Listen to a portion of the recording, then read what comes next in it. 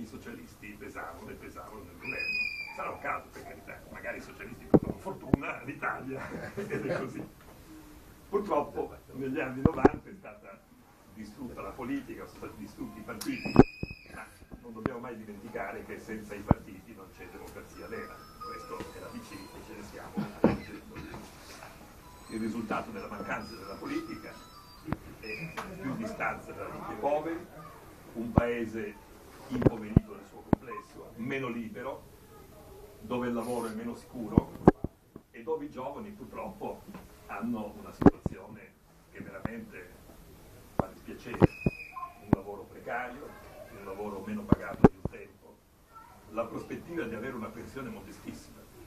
Poi dicono ai giovani, voi potete fare i fondi pensione. Beh, i fondi pensione sono legati alla borsa e noi abbiamo visto che cosa succede in borsa. Anzi, abbiamo visto il disastro finanziario di questi ultimi 2 anni, una catastrofe.